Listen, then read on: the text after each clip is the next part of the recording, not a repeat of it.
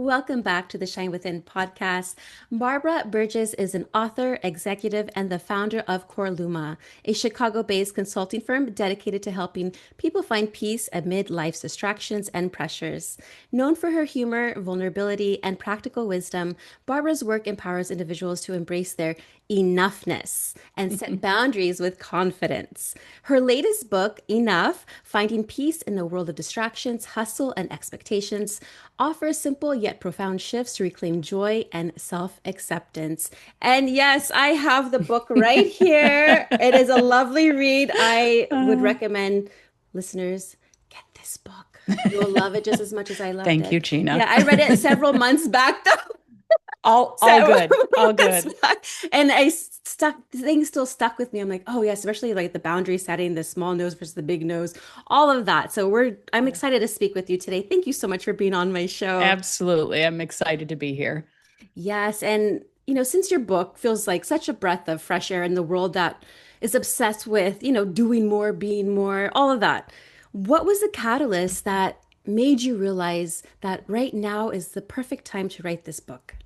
I honestly, that was much more of, I felt more at the behest of the book itself than the other way around. And it's just funny because I had left a job I had been at for 20 some years. And, you all of a sudden have cracks in the sidewalk of these hustle and bustle and routines in different ways. But it really was the first story I talk about in the book where, I had, kind of set out some sidewalk chalk in front of my house and had these whole kind of cascade of beautiful events that happened that made me begin to appreciate all the things we're rushing by, right? Those little moments of that sense of enough. But I write about in the book like enough as a character, she's an entity to me and so is not enough, but I didn't plan on writing a book. I just feel like she came into my life. I kept having these experiences. I was at a coffee shop. I'd start journaling about them.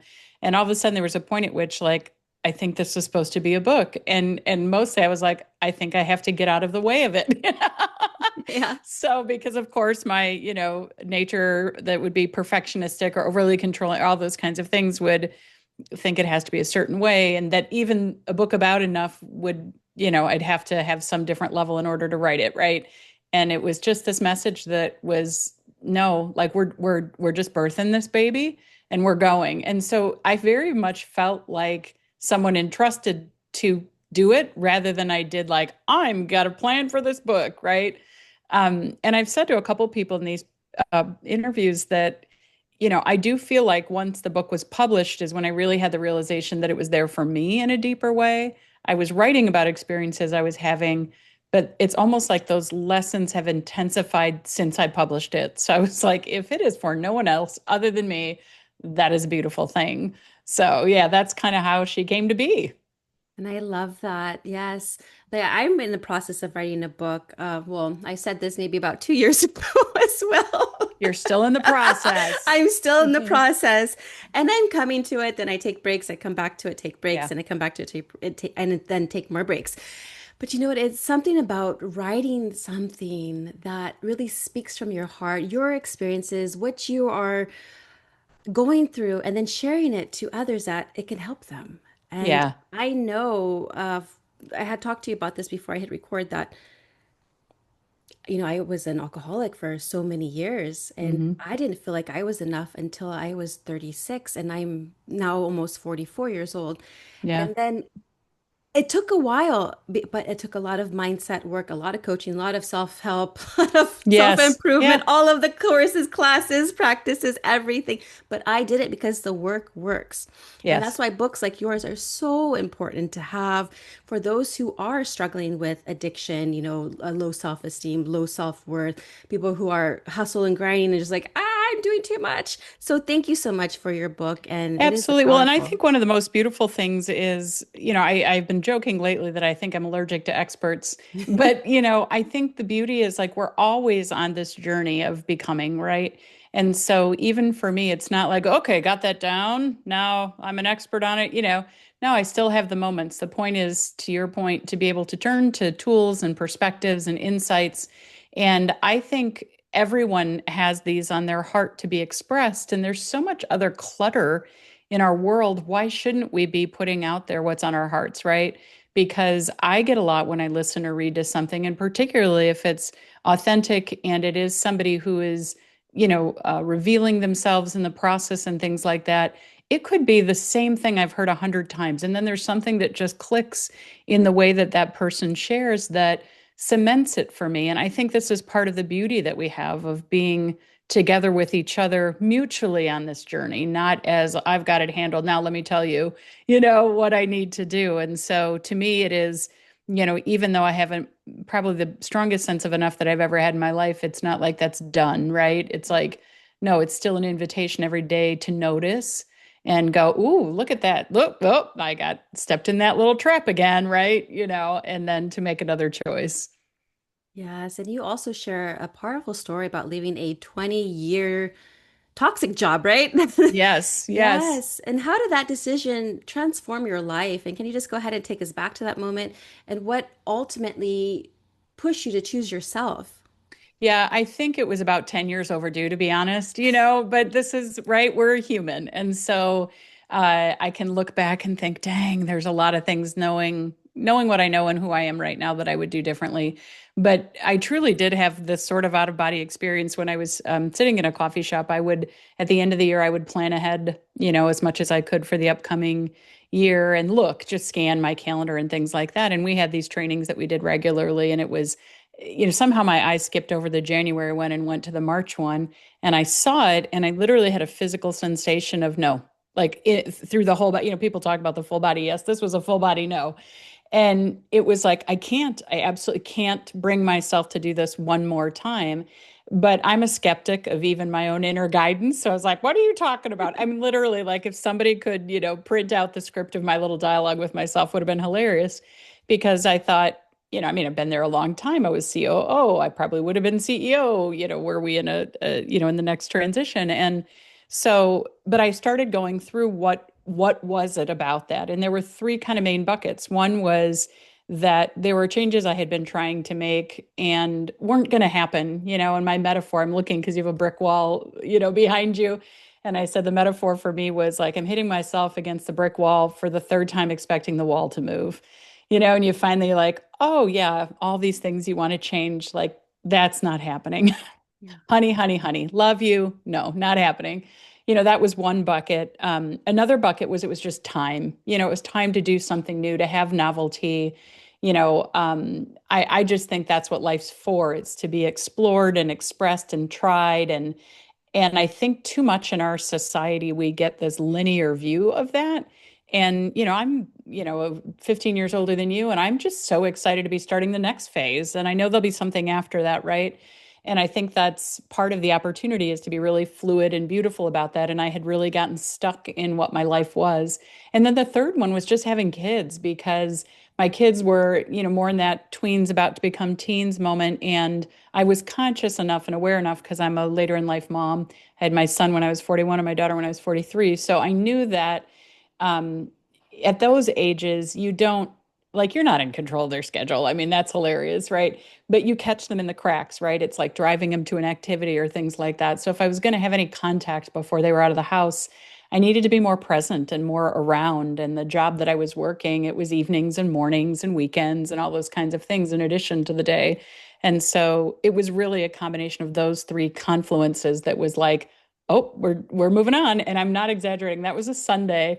I'll never forget. It was the end of the year, and I come home and I told my husband, I'm like, hey, I'm going to be quitting my job. And my husband, bless him, is an engineer by training, and you could just see his wheels moving, like, Yeah. but he processed. He's like, okay, then, And I told my boss 2 days later, like it was just like, here we are, we're moving, right? And so that was kind of how it came about. But it has been nothing but like a beautiful garden blooming since then because it's like I never thought I'd be an entrepreneur. I never thought I'd be doing what I'm doing, but it has just created a platform by which I just get to be and express myself, right? And I don't even know what I would consider that worth. Like it is priceless to me in ways I have a difficult time describing because to me, the business is an umbrella for whatever I can do to serve. And so The book was one thing that came. I did a one woman show in the last 3 years. I'm, writing other stuff. And it's like, I will just follow whatever is supposed to be here. And it's quite beautiful. Oh, please share about the one woman show. Oh my gosh, the most outrageous thing I've ever done in my life. So, like the book, like this thing, it was so bizarre. It started writing itself. Like, I had taken a break. And again, for those moms out there, I had gotten into a beautiful habit, which was I would do a mom getaway like try to do every quarter, sometimes every 4 months. And it might be like 2 days away, but just to leave and be totally by myself. Like, nobody I have to be in charge of, no questions answered, no pressure. And it was, I had a whole routine I would follow about how to just learn to follow myself and my joy. And so I had a whole thing that I did. Well, in one of those, it was an also end of year moment. I realized I had filmed all these videos for a course, and that wasn't a getaway, that was work. And I was on my way back into town. So I stopped and, I went binge listened, watched some TED Talk videos on nature and things that bring me joy. And all of a sudden, this idea started coming into my head. And I was like, oh, this is weird. And I just started typing it and writing it down. And I didn't think much of it. I kind of put it aside. And then I'm out on a walk 2 days later and it's coming again. I'm like, what the heck? And so I recorded on my little voice record. And this was like a thing that happened for a while. But I could see it in my mind. Like, it started as almost a script, but then I could see it as a show and I could see myself doing it. And I thought, oh my God, are you kidding me? Like, I'm going to go, Wow. am I going to do that? And I finally was like, I guess I'm doing this thing. And so I had decided, and I told almost nobody for a really long time. And then I finally started leaking it to a few friends. But it was funny, the night I performed it, somebody asked my husband, they said, so did you hear her, practicing around the house and all this? Have you been tired of listening to this? He goes, I didn't see any of it. This is the first time I'm seeing it. I had no idea what it was about. Oh, but what it was it's these two versions of reality, both of whom have myself in it. And one is the me that exists here, very human, that also talked about some of my background, some trauma, some stuff, that shares part of that. But the other one was a me living in a parallel reality who's gotten permission to visit this reality. And this reality, we call it the in-between in the theater, right? So she's gotten permission to come from where she exists. And in that parallel reality, it has all the same resources at Earth. So the same humans, the same, things available, all that kind of stuff, except they've made different choices. And you find out through the one woman show that the name of this space is called Grace. And in it, like, nobody's hungry, nobody's anything, that we don't even like work for a living. You just do the things you love and it all works out, right? But what it really does is shine a perspective on what we think is normal in our world that is not logical and doesn't really work, but we are just so used to it that this is how it is. Like, we're used to the fact that some people have billions and billions and other people can't eat. Like, that seems normal to us. Well, in Grace, that's weird. Like, why would you ever do that? That doesn't even make sense to them, right? So it was a beautiful opportunity to kind of share some of my spiritual beliefs and some of my perspectives on life and all that kind of stuff. But again, wasn't really intended. And afterward, I was like, I can't believe I just did that. I mean, I talked about my body, all of my insecurities about it, all that kind of stuff from both viewpoints. So it was kind of wild. How fun. And I feel like that I'm living that now in all these different parallel universes. I'm like, which one am I in today? Totally. I will send you the links because I did have somebody video record it just, for that sake. But if you ever feel like watching it, because I think even for me, in a similar way, like, it's good lessons to remember. I had somebody just recently say, oh my gosh, this was just like in your one woman show, how it happened in Grace. I'm like, yeah, see, this is what's possible. But Yes. I do think that's true. We're living moment by moment with these tiny little choices that have huge impact in our lives. And I think sometimes we get really caught up in what's right, what's wrong, where should I, where shouldn't I, rather than allowing ourselves to just be human in this playground and explore and discover and find sort of kindred spirits. Yes, I agree. I feel like everything to me is a playground. I want to explore. And I think back when I was a child, before the trauma happened, and how I was so into everything, curious about everything, wanting to do everything, learn about everything. Yeah. And then the world comes, and then, Yes. Well, and so much of that, the things that happen to us become us in ways we don't understand until we're much older.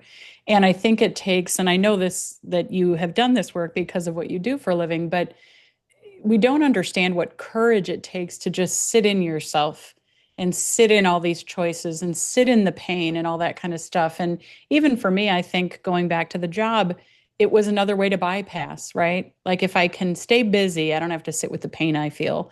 If I can stay busy, I don't have to be with that sense of not enough. If I can stay busy and distracted, and it looks so good to everybody, but in reality, it's avoiding, right? It's avoiding that deeper, really raw work. So true. I mean, we live in a culture where not enough seems like it's that default mindset, Yeah. right? Yeah. Can you go ahead and share some practical ways that we can start tuning out that inner critic, that voice that likes to nag and be mean to us, and Yes. embrace our own version of success? Yeah, well, one of the things that I didn't hadn't planned on, but that really worked beautifully was just even naming this character, as not enough. Because again, in the book, he's a character, all right. He's shouting, he's yelling, he's throwing little tantrums. Sometimes he looks cooler, other times he looks ridiculous. But I think that's a really useful kind of tool to do. Again, whether the voice is not enough or somebody I was talking to recently not worthy, whatever it is to give it a face and a name and a thing, right? Because I think too often what happens is the voices, those criticisms become fused with who we are. And we aren't those voices, but we're so habitually talking inside our head that we think we are. And so for me, actually having not enough be its own character, this is where I say, like, I'm not fixed and done in that respect, but I can hear him. I can hear when that call is like, as recently as last week where I was in a setting and there are all these high power people, blah, blah, blah. And, I hear him starting to chit chat about where I am versus where they are and all these things. And the difference now is I can just notice, but he's almost like funny to me. I'm like, haha, there you are. So I think really giving that negativity, that chatter, a voice, a persona, a thing is very useful. Um, because it does create some distance between us and whatever that is, however we might describe it. For me, the not enough. But there's other things like I think really I talk a lot in the book about the ladder of comparison and different little c comparisons and big C comparisons. And I think too much of the comparison I've done in my life is what I call the big C comparison, these problematic things that was like, again, it's not about who I am and what I'm doing, but how does that measure up against somebody else or something I've seen? And for me, that just never is useful at all. Now, again, I know that there are star athletes that like they compare their, tennis swings and leave it on the court and shake hands afterward. I don't mean that, right? I mean those little ways we do. And so in this metaphor in the book about this ladder of comparison, I said the only solution is literally to step off it. Like when you're that far gone, there's nothing else you can do, right? And so for me, it's like I will catch myself and I can feel it like in my belly. That's the emotional intelligence at work, where it's like it's starting to ring a little bit. My heart's starting to beat a little faster. And if I notice that, I'm like, stop, hands off gripping the ladder, walk away because, and for the sole reason that there's nothing about that that's going to serve me, right? And so those two pieces have been really big. And then I think also in the more building that sense of enough is I think people are so important to us. I think we tend to develop relationships based on where we were or what was going on in our lives at that time or common activities, but we need people that just believe in us as we are. I used to say that although I'm an executive coach, a lot of what I do is like, the Tinkerbell fairy, like, I believe, if someone has a really beautiful sense of something they want to do, like I do believe in it, and I get to believe in that. And I think we all deserve to have, it doesn't have to be a lot of people, one or two people around us who are that, who fulfill that sense of enough. Like it doesn't matter. I could call them and tell them I threw up on myself, or I could call and tell them I won an award, and they're equally in my corner. And those change over time too, right? Who I'm was around in my 30s is not the same as my 40s, is not the same as my 50s. And I get to make the choices about who those people are. Absolutely. And this is where it ties in with boundary setting because we get to choose. For me, I had to let go of a lot of drinking buddies in Yeah. my sobriety. I'm like, okay, bye-bye. We can be friends from a distance, but right now I cannot be partying with you. And so Yeah. I really truly feel like self-care is setting boundaries. Yes. And you talk a lot about the power of small no's. I know there's that big no, and then there's those small no's. And I used to be a yes, ma'am. I used Yes. to be like, Yes. yes, yes, yes, yes. But it was honestly, Barbara, it was deteriorating my health. I was having resentment towards other people, and I Yeah. just didn't, I wasn't happy. Yeah. Yeah, can you go ahead and just share the difference between those big no's and small no's and why they are actually so important when it comes to setting boundaries without guilt? Yeah. Well, and I shared this with Gina before we started, but I'm 24 years sober at this stage of the game, What? right? And so to your point, like I almost have even forgotten about, some of the quote unquote drinking buddies or some of that, like, I'm okay with alcohol around me, but not like as a pastime for people, like that just doesn't work for my system. And that's like to acknowledge what works and doesn't work for us is, I think, radical, particularly for women to really be entitled enough to say, it doesn't even matter what my girlfriends think. What do I need?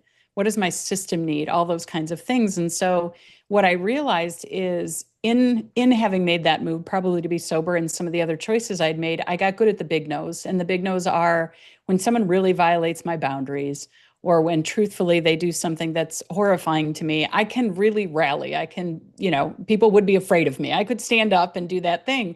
And so that became a learned behavior. But that was the big no. The little no's were the ones that were killing me, and it might be, somebody will ask you, hey, do you want to go to this event? And my habit would be I'd look at my calendar, and if the space was free, I would say yes. Well, that doesn't mean I actually want to go or it serves me to go or I feel like going. It just means my calendar is open, right? And so the more that I developed this sense of enoughness, the more critical it became to discern about my choices and my relationships in the micro moments. And those were the small no's, watch the small yeses and declare the small no's. So, if somebody asked me to store something in my house because I'm in a big house, there's not an automatic yes because I'm in a big house. There's a question. How do I feel about this? Does that work for me? Does it not work for me? What are the pluses? What are the minuses? Like I never made those kind of discernments before. And so as enough became a part of my life, she helped me in many ways to make some of those small no's in a consistent way. And I continue to be on that journey of discernment and it's fascinating. I'm still sort of surprised in a day by day, moment by moment place. And so somebody would say, I've got this ticket, can you join me? And rather than checking the calendar and saying yes, I'd feel it, I'd say, let me get back to you, right? And then I'd feel it in my body. And does it feel right? Doesn't it? Do I want to commit to something? Don't I? Right. And then I'd say, so appreciate the offer, but no, not a fit for me. And when I first started practicing those small no's, it really was with an excuse or a reason. And then increasingly over time, it's, in the book, I talk about beautiful boundaries, zero apologies. And so over time, it became without apology. Like, I don't have to say I'm sorry because I'm making a soul aligned choice for myself. Like, I don't know what part of me thought I had to apologize for that, right? And that's the not enough voice that would think I had to have a good reason. And even it was funny, early on as I was doing this, like I had friends, relationships, acquaintances, and they'd be like, oh, do you have a conflict? And to even get comfortable saying, no, it's just not a fit for me. And for some people, it was horrifying. How dare I? Who did I think I was? Right? Some of those relationships had to roll off because I thought, that doesn't work for me if that's what you think our relationship's about. And so it was fascinating to just kind of watch how that happened. And then there's other folks who got really curious because they had never drawn those kind of small no boundaries before. And so I have a girlfriend who would say, like, is this one of those, is this a no or a no? And she was asking not because she needed me to know. It was like something we had both been invited to, right? And so she was practicing herself and was just curious, right? And so the relationships start to sort themselves out as you make those small no's. I mean, I had ones where I was very gracious and very kind, but it's something where I would have helped before, given of my time inappropriately, overgiven. That's part of my not enough coping mechanism. I'll overgive, over contribute, over put myself out. And so I had assisted her with something in the past and I said no. And I mean, she called me a week later and yelled at me. Who do you think you are? I won't be talked to that way. Da da da da. And I was like, wait, won't, and I walked the whole conversation back through my head and I thought, won't be talked to that way. Like, because I said that's not a fit for me. Like, but what I realized was she had some unhealed trauma. She had not learned to set boundaries, and it was very upsetting to her system to watch me set a boundary. I Mhm. can empathize with that, but I don't have to be around it.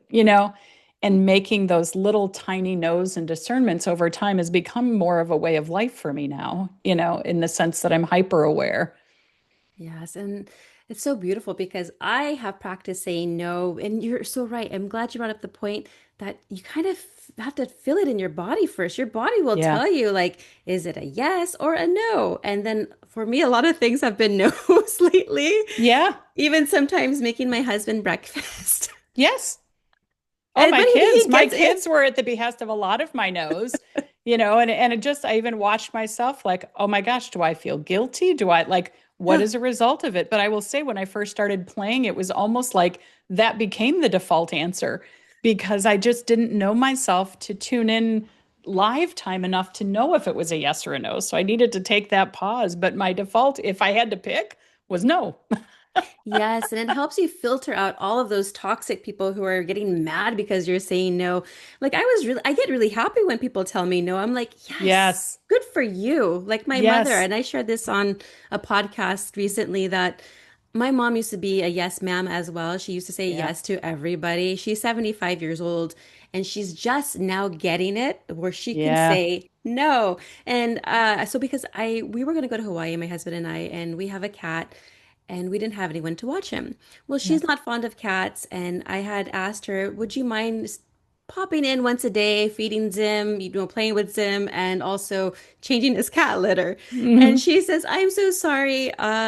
No. Well, actually, I don't even know if she said sorry. This goes back to Yes. that sorry, right?" Yeah, yeah. She says, I'm not fond of cats. I don't think that's going to work out because our schedule is a little bit hectic. But I got so happy. I was like, she Yes. said this to her own child. I'm like, good for my mom. Well, and to your point, those are the people, if I'm honest with myself, I would have been mad at before. Like, are you kidding me? I've done so much for you. And now when I hear, again, I'll say particularly women make a strong no, my heart leaps with joy because I thought, oh, good for you and your boundaries. Like, this is a woman who's going after something. I love it. Yes, and I love that. And I Yeah. also love your concept of bulletproof grace. Mm. I believe that, like, I love that, like bulletproof. Like, I'm gonna have that phrase right on my mirror. Yeah. And and you also talk about the energy lane, right? Staying in your own Yeah. energy lane. Can you go ahead and share a little bit about that? And especially when we're dealing with toxic people that tend to get in that lane and we just want to shove them aside and say, no, I'm going on my own lane here. Well, and I think those two concepts are really related, right? It's one of the things I discovered for myself is because of that coping mechanism of overhelping, overcaring, overgiving, overserving, I would also just get pulled into other people's drama.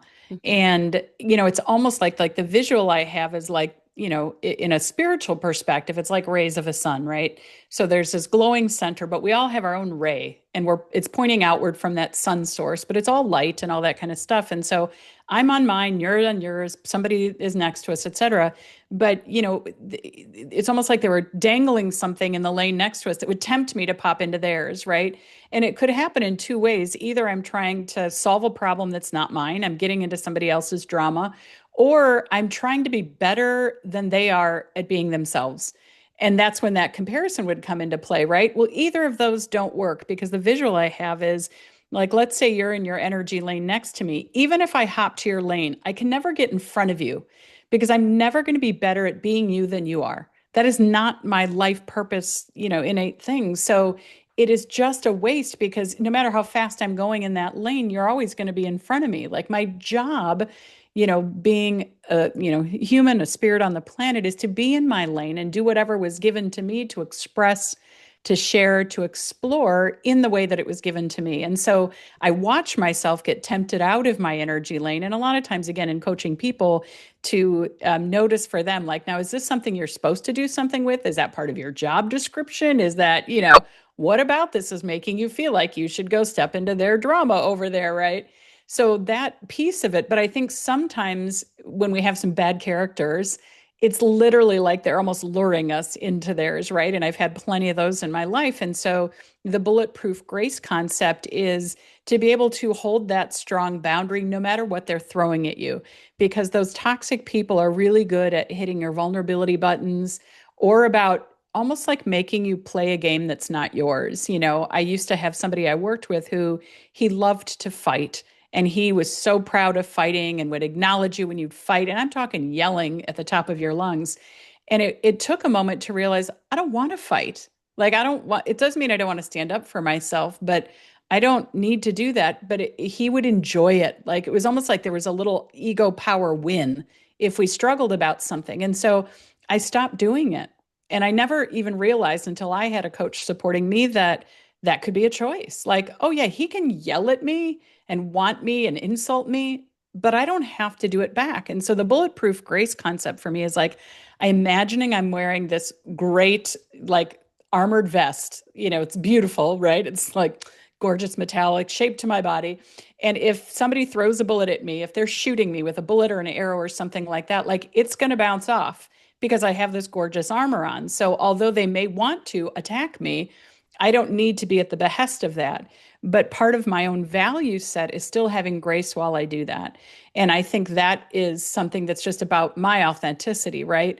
So instead of yelling back, I'd be like, yeah, no, that doesn't work for me. And if you're going to keep yelling, I'm going to hang up the phone. And when you're ready to be professional, you can call me back. Like, I'm still having grace. I'm following my values, but I am at a strong boundary that thing is not going to get me. Whereas in the past, I felt like if they yelled, I had to yell back.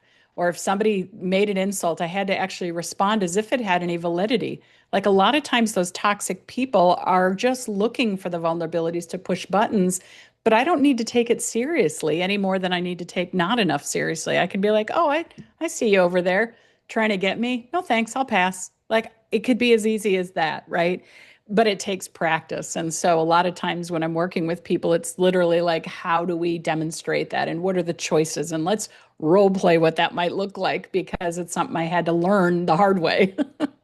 Right. Yes. And I noticed for myself, like on social media, I've been blocking people that I don't feel like Yes. I don't want to see their content anymore. I don't know why it keeps Yes. on coming up on my thing. And I'm like, this doesn't align with me or my values or my beliefs. I can go ahead and block or delete, or I've learned to do that now. And I have blocked so many in the last probably 3 to 6 months, but you're right.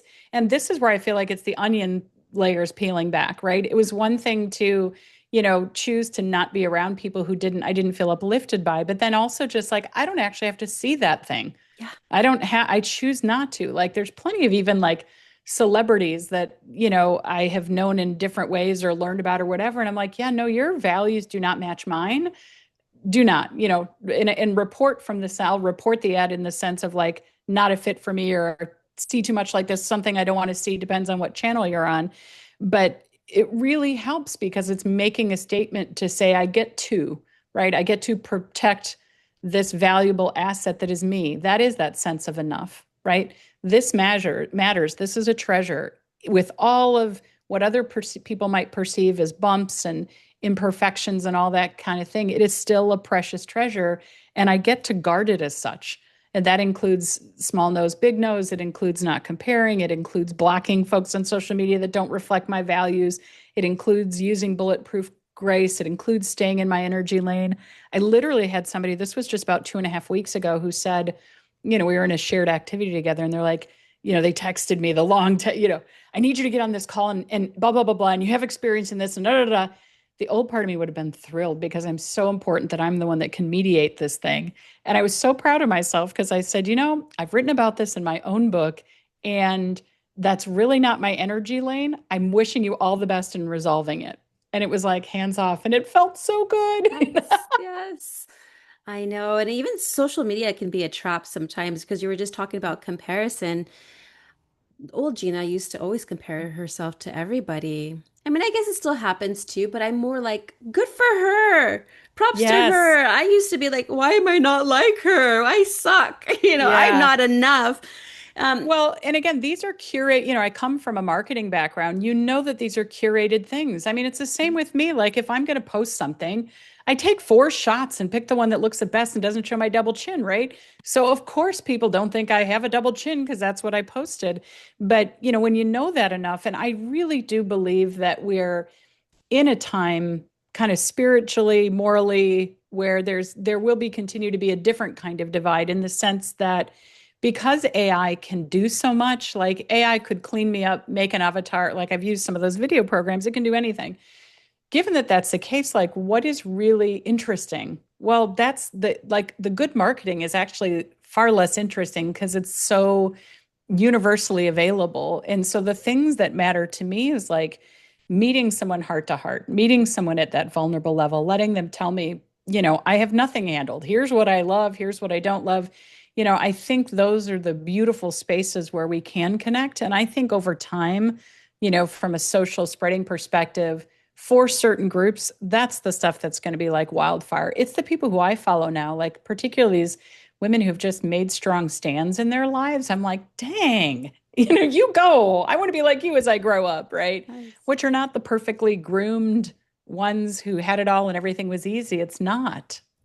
Yeah. And speaking about imperfect, like I'm perfectly imperfect. I make mistakes all the time, but I Yep. consider them growing opportunities.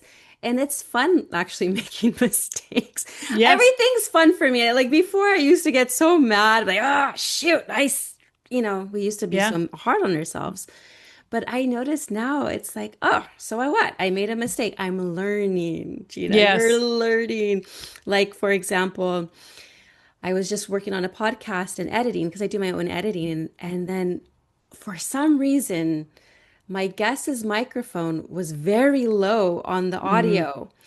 And I was like, oh, there's a challenge here yeah. that's being presented to me. What am I going to do next? So I had to go and look how to use a certain program that I was using and how to go ahead and adjust the audio. And so I went in there, adjust all the audio so it actually matched my voice. And I'm like, yes. Woohoo. I would have been freaking out and I probably would have been like, I'm so sorry, we're going to have to do it all over again. But there's always a solution. Just know that there's always a Well, and solution. I think also the more that we have our sense of enoughness, like we realize, the more we step into that, the more possibilities emerge. I think our world tends to separate things very binary, like you're this, Mhm. you're that.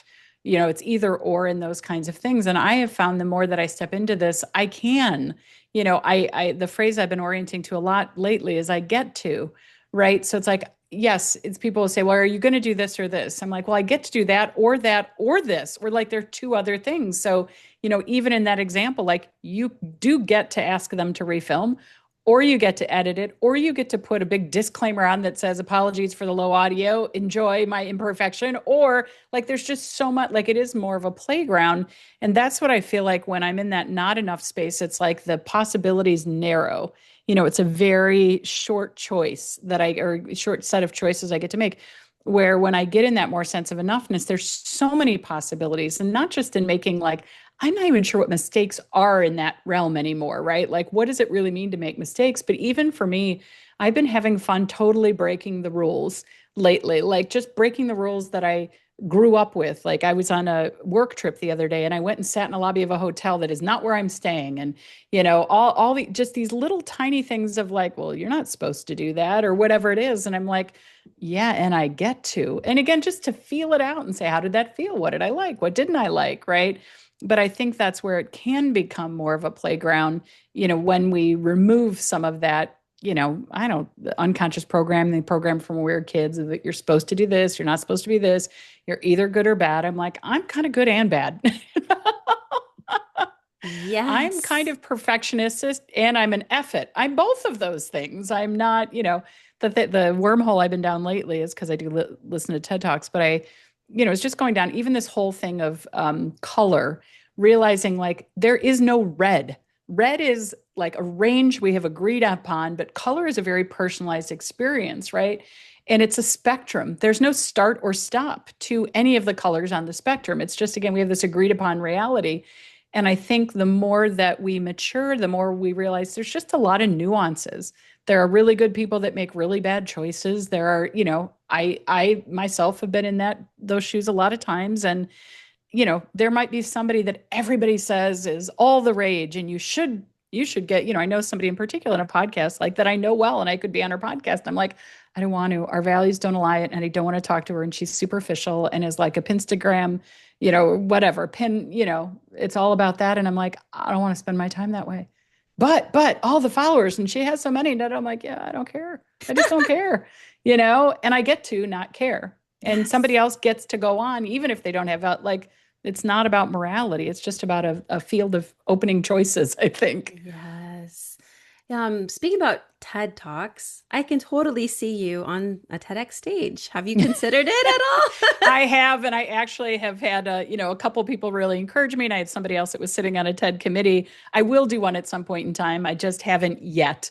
And for me, it needs to feel like the right thing in the right moment. So I absolutely will. I had the privilege of watching yours, and anybody who's listened to Gina but hasn't Oh, seen her TED Talk, look her up because I it's thank you. lovely, and your presence is, I think, you're so present in it, which, not everybody, like, that's a gift and skill in itself. So at some point I would love to do that. Can I tell you a secret? Yeah. That was the first time I was ever on stage. Shut the front door. Oh my God. Now, listeners, you have to go look her up because you will not believe it. You will think she's been speaking for a decade, and this was just one particular topic she was sharing. Go you. Dang. Oh, talk about playground. So I'll have to share a Man. story with you. Unfortunately, April of 2024, I experienced a miscarriage. Devastated, devastated. Mm, And that same week that happened, I got an email saying, we would love for you to apply for a TEDx. I wanted to go to the bathroom, throw up. Okay. I was like, yeah, right. I knew it was a goal of mine, but I was thinking 10 to 20 years from now and not now. yeah. And so, but I had to sit with it. Of course, I got nerves, but this was an excitement afterward. I'm like, someone actually thought I would be good enough to speak on stage. Here's that not enoughness, right? We're Yes. thinking. Yes. I said, you know what? I have to get uncomfortable. I'm just going to apply. I don't care. It's presented to me now at this vulnerable time of my life. Yes. Yeah. Let me just take that next step. And so I did. And I was thinking ahead, oh, you're not going to get it. Whoops. Go figure. There it Like a comes. week and a half or 2 weeks, I got, you've been accepted. And I'm like, go throw up again. Oh my And then I gosh. just took that challenge and I'm like, I was meant for this because it wouldn't have been offered to me, just like your one woman I was show, going to say, it reminds me so much of the show. Like, am I really doing this? Am I out of my mind? Yes. Yes. Yeah. So that's what it reminded me of. And so I had to take that step. And I'm so grateful that I did. I learned so much in the process. Will I Yeah. do it again? I'm not sure. But you Yeah. know what? I'm glad I did. Well, and again, this is, I think, the invitation, right? At some level. And I do believe, like, there's never, for a lot of these things, there isn't a right time. And again, the people that I love to listen to are, being present doesn't mean not being afraid. Being present means very present to your fear while you're doing it, right? Or very present to the excitement, or very present to the rawness of it, or all those things. And so, who would have thunk that it could have maybe been the perfect time in some ways, in a way that you couldn't have even seen. But I just love that you were gutsy enough to go, okay, because I'm telling you, everybody go Google her TED Talk. Oh, You will thank believe me. you. You're like, she wasn't already a professional speaker. Oh my. I remember one of the film crew, one of the guys there, I told him this was my first time speaking on stage. He's all, shut up. I'm like, They would not have believed you. I guarantee. They would be like, well, she's exaggerating, I'm sure. oh, and it was during the hard time in my life because not only did I experience a miscarriage, but I had experienced four other deaths in my family. Oh my goodness. And so it was like this. I was like really challenged, and I'm like, I'm going to do it anyway. And this goes Yeah. out to my family members that are passed away, and this is for you. Yeah. Well, and this is my personal opinion, but I think there's a lot more talks in there, whether they're Yeah. TED or otherwise, because Yes. there's so much that you have been through that you have to say. And I think part of it for me with the one woman show, and I put this in my the program that people got as they came, I said, if nothing else, if you see me doing something as outrageous as this, it will hopefully make you realize that you too can do something that you didn't think you could do, right? And I think that's for me what that one woman show experience was is like, gosh, the constraints are off the table. And I think even for you, it's like, okay, now that you've done that, you know, like you get to just, if you want, and if it moves you, share so many of the things that are on your heart with people in any way you desire, which obviously you've already been doing through the podcast. But yeah, it was lovely, that talk. Oh, thank you so much. Yeah, I totally see you on stage. I'm just like, oh, you speak so beautifully. You have a great heart. Like you speak from your heart. I can tell. Like, Well, it's funny. I've done a lot of keynotes. I did for my work. I had to do a lot of presentations and stuff, but you see this part in the one woman show. Like that's different than just getting to be there. And I think particularly this season of my life, as Alex L would say, um, I just want to be present and I want yeah, to be in my heart. It matters to me more than anything else. And whatever comes out of that is just lovely, yeah, lovely for me because that was the only job. And I think that's what I enjoy about work now is like, I don't know what my business will be in a year. I don't know what it'll be in 2 years, but that's part of the adventure is like, I'm here to be present. I'm here to increasingly be authentic. I mean, we're all fake periodically and to live in a way that's heart aligned. And I think beyond that, I don't know, buckle up. We'll see. yeah. We're different all the time. Like I just told you, Yes. I'm going through a transition now. Because yes, a year later, I did get pregnant after the miscarriage, and now I'm 5 months pregnant. A huge blessing. Didn't expect it because Yeah. I was thinking, okay, I was not really getting my period. I thought, oh, like, oh, maybe I'm going through perimenopause, is what I was Yeah. thinking. But no, I sure enough took a pregnancy test. Oh, you're pregnant. I'm like, yay! Yeah. And so right now I'm in this transition from I told you this earlier, putting my podcast on hold, Yeah. putting my business on hold, and being present with this baby here Yeah. that's coming. And so that's what I choose. And Yes. I'm happy to choose this, but it is breaking my heart that I'm like, oh, but I'm okay with it. Well, and I think particularly for your younger viewers to just understand like nothing's ever fixed, right? Like and I think we limit ourselves when we pretend that anything means a certain thing when it comes to making a choice and a decision, right? You may find that that's perfect and you just want to be with your baby all the time. You may find like, oh my gosh, I don't want to be with this baby all the time. Like all of them are fine, right?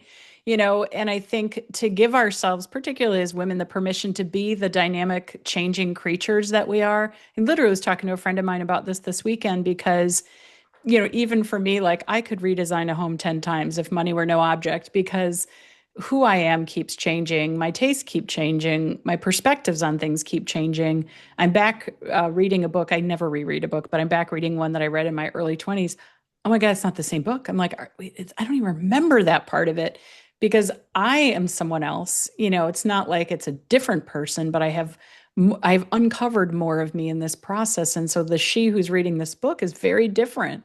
And I think that's part of the beauty that we get to give ourselves permission to be different all the time, to change our mind. And this even goes back to the little nose and big nose. Like I could say no to, I could say yes to something. And if for some reason it doesn't feel it that day, I get to change my mind and say no.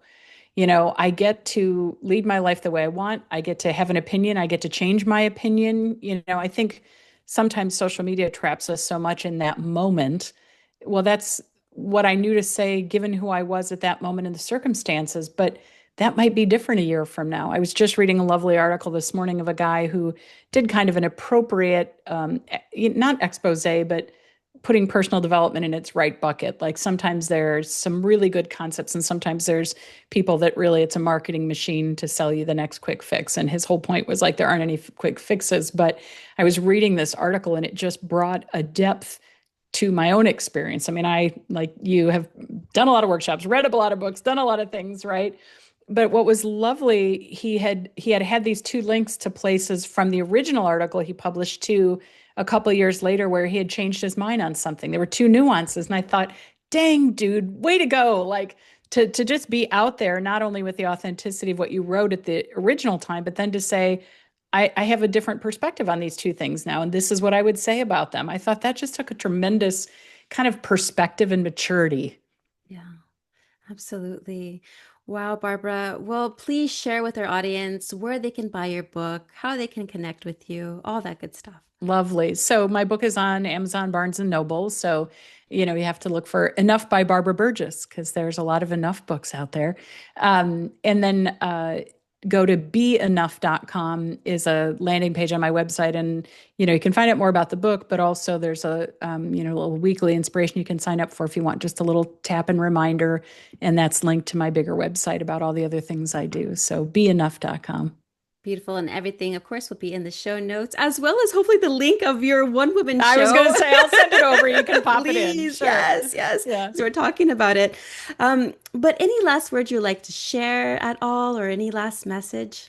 I think just in this sense of enough is, that idea that we get to give ourselves permission, in these spaces. We get to, and you talk a lot about self love, we get to be with what that means with all of its imperfections. It doesn't mean a certain standard. And so, I would just encourage people that are listening is to kind of just lean into that sense of enough a little bit more and kind of ask, like, if I felt this a little bit more, like, what might I do? What might I say? Where might I go? Who might I want to be with? And those kinds of things. So mostly an invitation. Beautiful. Well, thank you so much for being on my show. And yes, listeners, please get her book. It's refreshing and it's honest and it's truth and it comes from her heart. Thank Thank you, you. Gina.